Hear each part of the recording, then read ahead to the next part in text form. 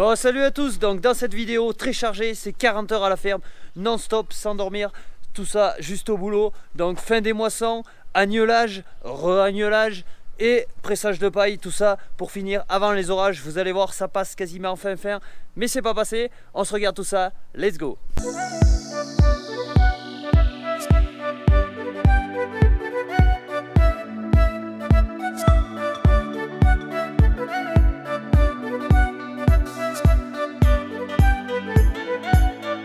Bon, ok, aujourd'hui on va commencer par finir l'alimentation des brebis. Donc on est le matin, il est déjà 9 h du matin, il fait plus de 27 degrés.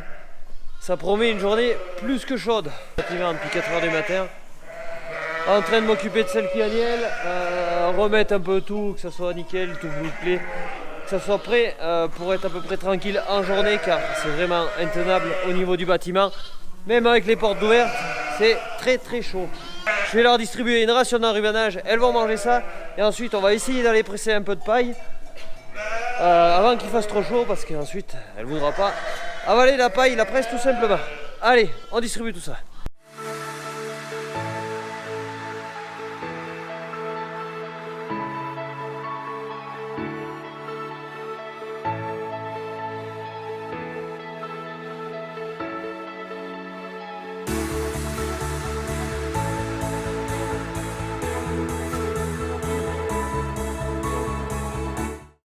Allez, l'enrubanage est distribué, elle mange, c'est que du silence, c'est vraiment top. Donc on voit que cette brebis ne mange pas, tout simplement, elle est à la veille de faire les agneaux. D'ici 1 h, 1 h 30, elle aura fait ses agneaux, elle en a au moins 2 vu le ventre qu'elle a et connaissant la brebis. Donc je vais bricoler un peu, attendre de voir qu'est-ce qu'elle fait et ensuite j'irai à la paille.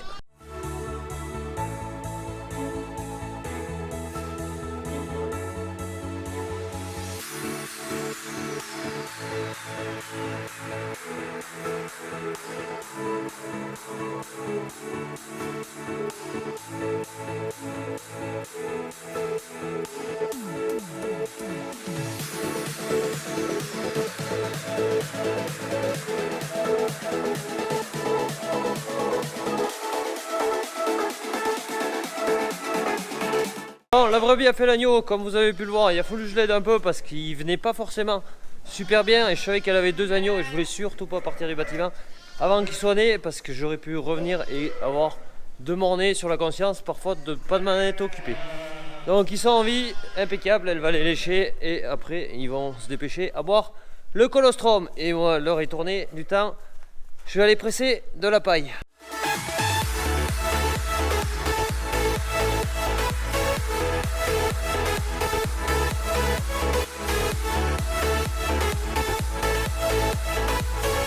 Bon, la presse est attelée, je l'ai attelée hier soir, donc j'ai soufflé l'intégralité de la presse, changé une dent qui frottait vraiment pour pas mettre le feu et le petit extincteur au cas où. Je m'en suis jamais servi et j'espère bien ne jamais avoir à m'en servir. Donc évident de souffler à peu près tout parce que ça chauffe vraiment dans la paille, surtout que ça fait chauffer au niveau de la chambre vu que la paille c'est piquant, donc ça abrase vraiment. Et les rombaleurs peuvent prendre feu. Donc je suis prêt, on va aller presser tout ça.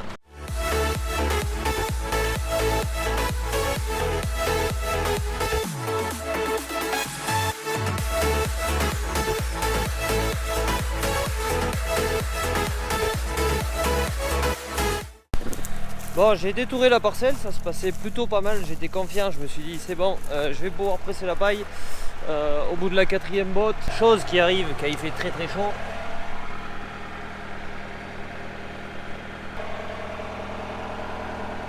Donc je sais pas si vous arrivez à le voir, mais tout simplement c'est la paille qui tourne plus dans le rombaleur et elle se faufile entre les rouleaux. Du coup impossible de faire une botte. Pourtant il est 11 h 30 du matin. Je pensais pouvoir avoir le temps jusqu'à 1 h de l'après-midi de presser de la paille. Ça va être compromis. Du coup j'ai ma botte qui est pleine et qui veut pas se lier. J'ai pas trop envie de la lâcher par ma parcelle. Donc je pense que je vais retourner à la ferme et puis on reviendra nuit, quand il fera bien nuit. C'est pénible. Donc là, pour essayer de la faire tourner et tomber la pression, j'ai même essayé de faire lâcher un peu la porte. Bon, ça y fait rien. On voit que la paille, waouh, on voit que la paille est de partout. Bon, celle-là, c'est mort, c'est mort. Elle ira pas, elle ne pourra pas se faire lier tout simplement. Pas chouette. Là, vous pouvez voir pas mal de chaumes. Bon, c'est tout simplement moi qui ai dit tu coupes au-dessus de la prairie pour pas freiner la prairie, parce qu'il continue du temps comme ça. Si on rase les jeunes plantules de prairie, on est tranquille, elle repartira pas. Et ouais, la paille, j'étais pas descendu la toucher, mais elle est déjà rôtie. Bon, et en plus ça se fait exprès qu'ils annoncent un peu d'orage pour la journée. Alors on va voir. De toute façon, on peut pas travailler. J'aurais dû y bosser hier soir, mais quand tu te rentres à 1h du matin, l'agnelage, t'as pas forcément envie d'aller faire des bottes de paille. Allez, ça fait partie du métier.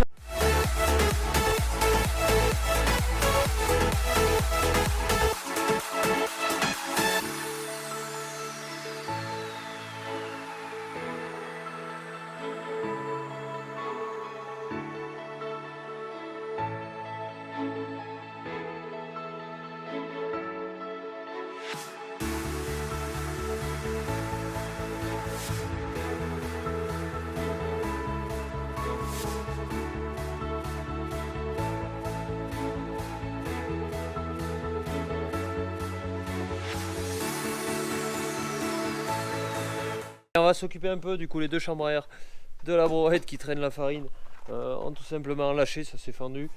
Donc j'ai racheté deux chambres à air, mais beaucoup plus solides que celles qu'il y a d'origine sur ces brouettes.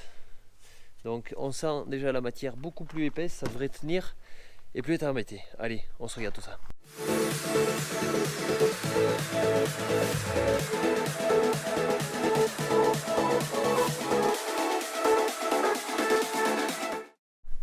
Allez, elle a retrouvé sa sœur. Donc deux brouettes impeccables. Très très très chaud. Bon, mais c'est pas le temps de rester sous un parasol. Je vais m'occuper des agneaux. Allez!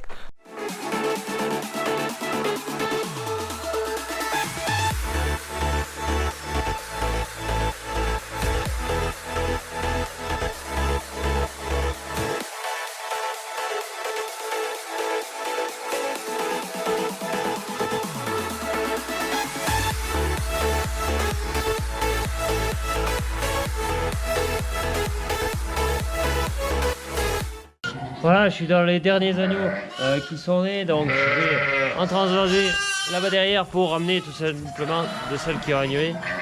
Il fait très très chaud, on va essayer de pas trop les bousculer, parce que même les bêtes en bâtiment sont pas forcément bien, sachant qu'il fait quand même beaucoup moins chaud que dehors. Merci. Allez.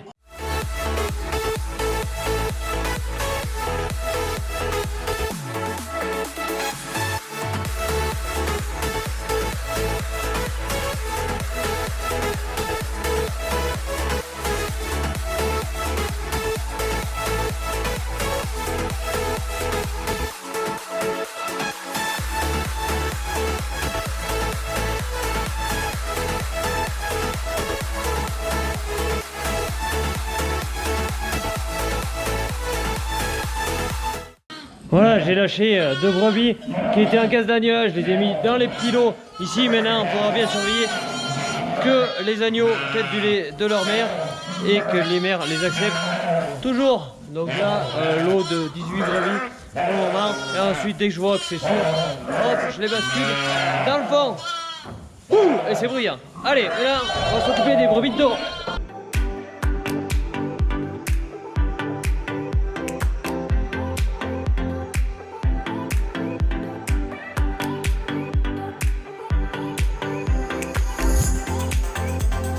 Bon, je viens d'amener la tonne à eau dans une autre parcelle. Donc ça c'est une parcelle où il y avait eu du foin. Donc comme on voit, tout est en train de se griller. Bon, c'est vraiment l'heure d'y mettre les brebis, qu'elles ramassent le peu qu'il y a avant que le soleil le mange. Je vais les amener ce soir, elles pourront manger au moins toute la nuit. Je les ai pas laissées en journée, tout simplement parce qu'il y a juste un arbre côté ombre, c'est vraiment light. Donc pour pas qu'elles aient trop chaud, et bien les préserver leur santé. Allez, maintenant je vais donner à manger dedans.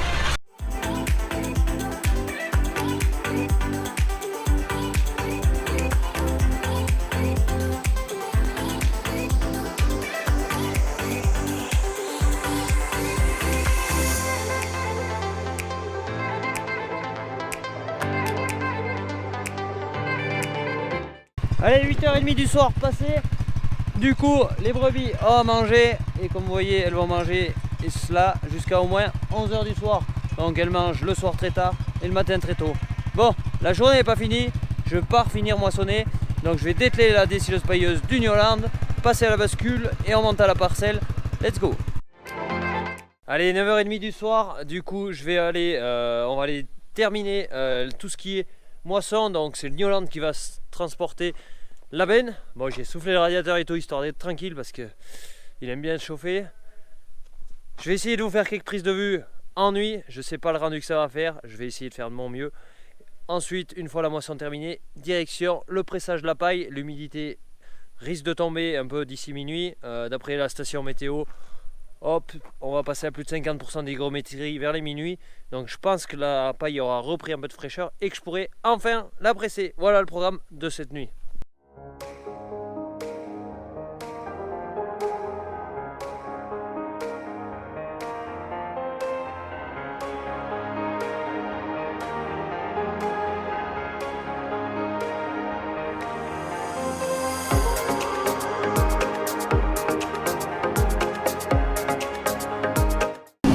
Bon voilà, la moisson est commencée sur la parcelle, donc il est en train de détourer quelques fausses coches pour commencer, mais après il y aura quelques je lirai. J'essaierai de vous faire quelques prises de vue au drone. En attendant, je vais monter en cabine.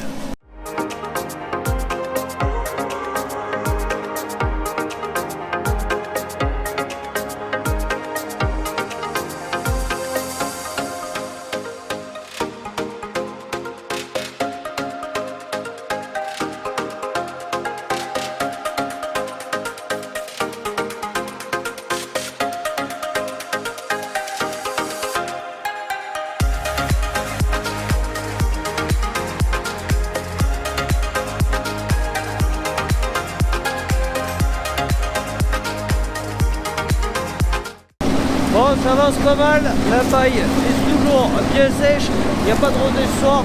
En même temps, vu la journée qui nous a passé, c'est un peu normal. Donc on va finir la parcelle, je vous passe en attendant quelques vues de drone et on se retrouve.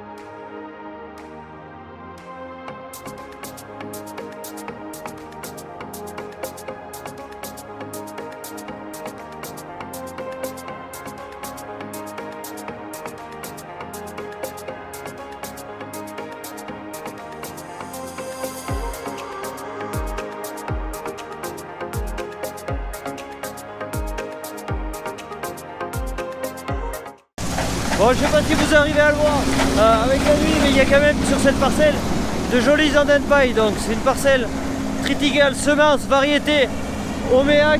Et croyez-moi, je vais ressemer parce qu'elle me donne entière satisfaction. Le précédent était une prairie temporaire. Du coup, pas mal de restitution aussi en matière organique de par les mottes et tout. Et je pense qu'on va faire un joli rendement sur cette parcelle.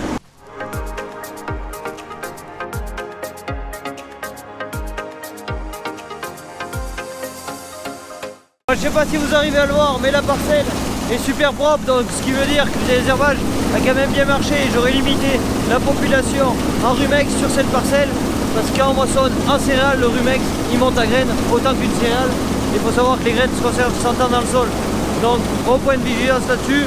Labour derrière, ça devrait mettre la parcelle plutôt clean pour quelques années.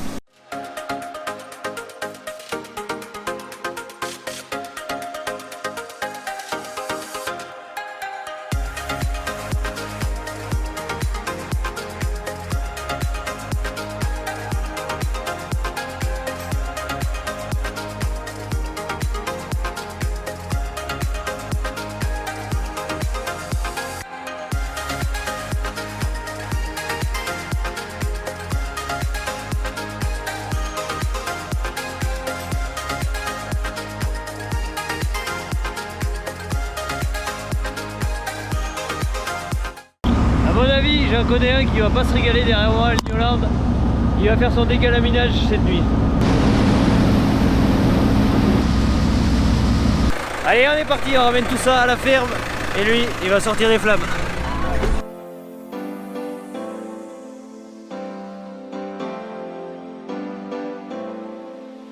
À mon avis, ça pèse vraiment parce que là, léger faux plat, je suis à 17 km/h, il souffle.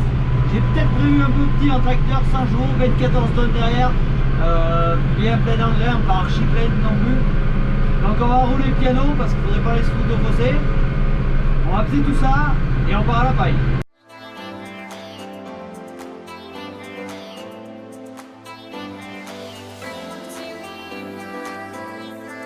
Bon, la côte qui est très dure, donc je monte à 8,4 km/h.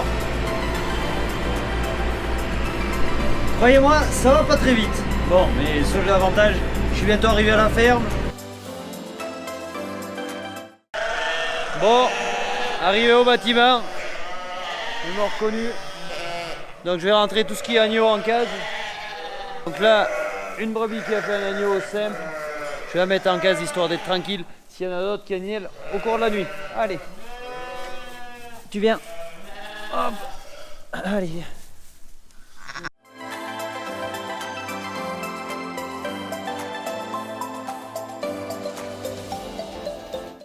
Bon, ça doit être à peu près tout par chance. Agnelage assez calme ce soir. J'avais peur qu'il y ait beaucoup d'agneaux vu qu'en journée il a fait très chaud.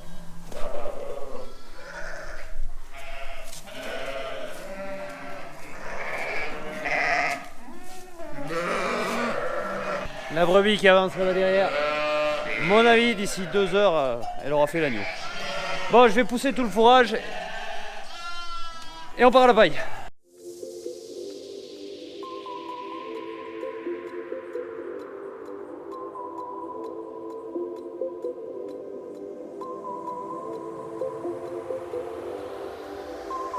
Allez, j'ai rattaqué la parcelle où j'y étais pas arrivé tout simplement hier matin parce que maintenant il est 1h30 du matin. Donc ça se passe super bien maintenant. Ça bourre pas devant le rotor, ça l'avale, on voit que c'est régulier et les boules tournent. Elles sortent à peu près régulières. Il y en a quelques-unes qui sont sorties. Donc on a de la paille qui est fraîche mais qui n'est pas humide. Simplement, il fait plus frais, il fait 13 degrés, on a 60% d'humidité dans l'air extérieur, donc ça va à peu près pour faire des bottes, ça va même plutôt bien.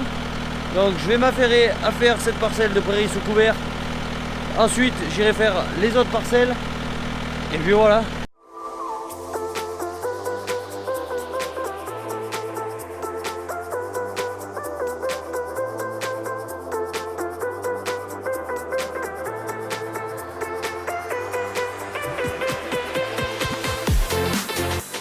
Bon voilà, je viens de finir de presser la parcelle, donc j'ai fait suivre le testeur d'humidité au cas où. Bon, on sent la fraîcheur en débardeur qui fait frais, il doit faire 12-13 degrés par là. On a la chance d'avoir des nuits fraîches, ce qui nous permet de presser la paille. Donc contrôle d'humidité.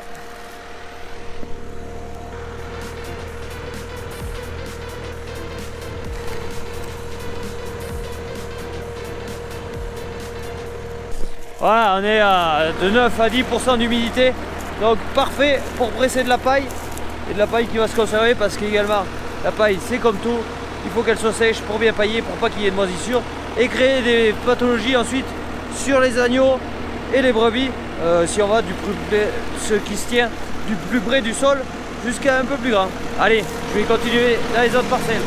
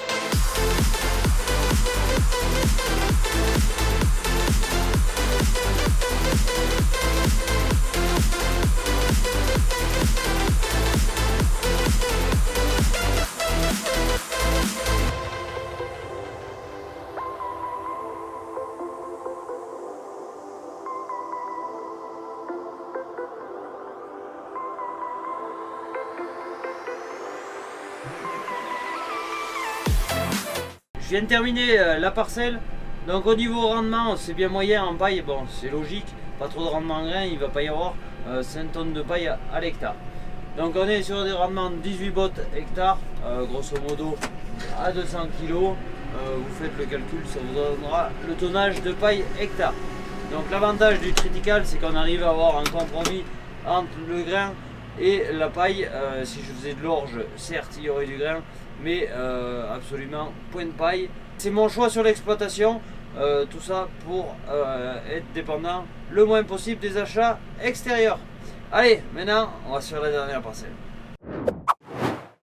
Un petit problème, donc quand je repliais les roues du pick-up, je me suis aperçu que ça n'avait pas débourré entre les rouleaux et les tôles de protection. Donc j'ai tout démonté, j'ai sorti tout ça. C'était entre les rouleaux, contre les tôles, vraiment galère à enlever. Bon, j'ai perdu 20 minutes. Je vais remonter les tôles maintenant et ça sera vraiment bon. Bon, ça va qu'il faisait pas bien chaud, mais ça favorise l'échauffement du ferraille et c'était un coup de mettre feu à la presse. Ouf. Allez, je remonte tout ça. J'ai perdu pas mal de temps pour enlever toute cette paille qui était coincée. Du coup maintenant c'est l'heure de s'occuper des bêtes.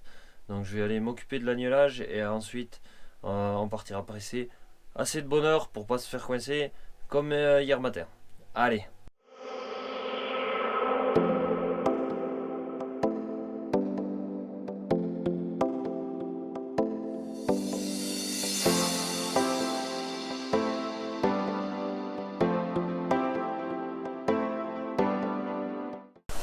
Bon allez, la benne est en train de se vider, du temps je travaille à l'agnelage, à m'occuper de tout ce qu'il y a à faire, donc faire du biberon, regarder si tous les agneaux ont bien bu ou autre, et ensuite je passerai à l'alimentation. Je vais essayer de me dépêcher au maximum, mais il faut encore que je fasse 2 big bags pour ma semence, et on finira de presser toute cette paille qui reste.